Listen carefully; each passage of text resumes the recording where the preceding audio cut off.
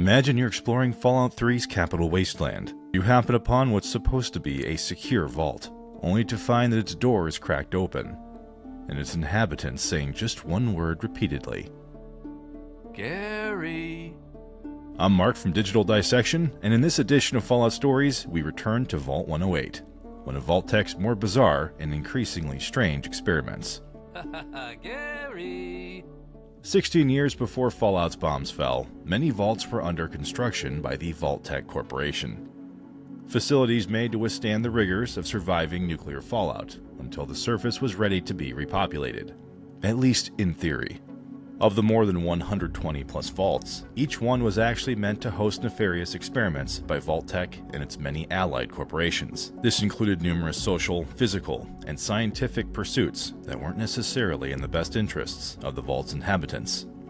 Individuals who drew the short straw of Vault 108 saw this firsthand in several different ways. One of its first issues was its initial build life cycle, as it was stopped early in December 2069, just short of 9 years, and designed to house 475 occupants. A deliberate feature, though, was a nuclear power source, specifically designed to fail.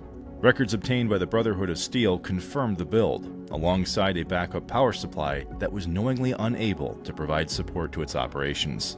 A note from Citadel records stated, "Note from admin. We are aware that the steam whistle is only sufficient to power this project partially. Please do not file any further reports on this issue. Non-standard equipment, defensive weaponry, triple normal issue. Note, do not stock with standard equipment." So immediately it seemed like Vault 108 was destined to fail on purpose, but with a twist, as its inhabitants would have very little to keep themselves occupied from an entertainment standpoint, and with far more weaponry than they would ever need. Its purpose may seem hard to determine, but one could conclude it might act as a way to study leadership and power without much direction. Due to its scope and experiment purpose data being corrupted, this can't ever fully be understood. What we do know outside of these details, however, are the personnel assignments for the Vault's operations, which admittedly weren't assigned except for its Chief of Staff, Chief of Security, and Morale Officer. The rest were to be manually decided by its overseer, Brody Jones. Naturally, the selection of Jones was deliberate, as his medical assessment discovered a predisposition for him to contract a rare form of cancer, and scientists predicted it would cause his death roughly around the same time as the Vault's design power failure. What could possibly go wrong with a community that has no leader and far too many weapons, you might ask? Oddly, this wouldn't be close to the actual undoing of Vault 108. What was actually going on separate from the seemingly odd meddling of the Vault's initial creation was a series of cloning experiments centered around one of its original inhabitants, a man named Gary. While various forms of cloning have occurred in the Fallout universe, these only typically included plant life or individual human cells for organ replacements. Vault 108's cloning efforts were entirely reproductive in nature, meaning copying an entire human. Since this was not detailed anywhere by Vault Tech's records, one could assume that the Vault dwellers or scientists stationed there chose to perform the experiments at their own discretion. Given the nature of the scope we do know about, it seems possible that Vault Tech did this on purpose, but there's just no data to support it. The Gary experiments in terms of reproducing the original one were successful, as complete copies of the original subject were achieved.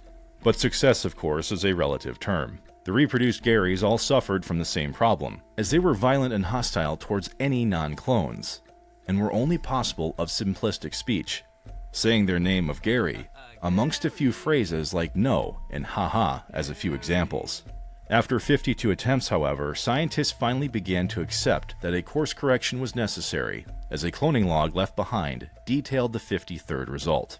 Gary 53 is hostile towards all non-clones, as was the case with the previous 52 attempts.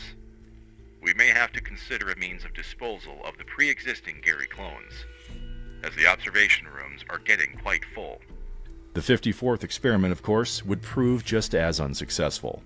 Gary 54 exhibits no change in hostility toward non-clones. If anything, he is even more hostile. Dr. Peterson can attest to this, having been injured while examining Gary 54. Tomorrow we are going to dispose of several of the Gary clones, which will leave room for many more attempts. It's unknown exactly when the termination of the Gary experiments were to begin, but after number 54, The clones organized at least enough to overthrow their creators, and all of the vault's inhabitants were either wiped out by the clones or escaped into the capital wasteland, leaving its door propped open. Vault 108 would only degrade from here, as its advanced state of disrepair and complete lack of a working computer terminal sealed the fate of its secrets. It does appear that it would be entered by outside parties, however, as one of its clones, Gary No. 23, would be captured by the Brotherhood of Steel outcasts. Their intention was to use the clone's Pip-Boy to access a weapons cache at a former United States Virtual Strategic Solutions Center. They would kill him in the process of attempting to remove the Pip-Boy forcefully, amputating Gary 23's arm and rendering the Pip-Boy useless, as it was only operable while Gary was alive. Vault 108's weapon stores were also at some point apprehended by unknown individuals. It's possible that they were claimed by the Brotherhood outcasts at the same time, but there is no record of this happening. Regardless, Vault 108's unique story and fate are yet another example of how Vault-Tech's plans for humanity were cruel at minimum. What separates 108 from so many others was its relative freedom to decide how it ran its operations. But even with this detail, it ended in violence and bloodshed all the same. And with that, we thank you for joining us as we broke down the lore of Fallout 3's Vault 108. Stay tuned for more Fallout stories on this channel, and if there is a specific story you'd like to see, let us know in the comments.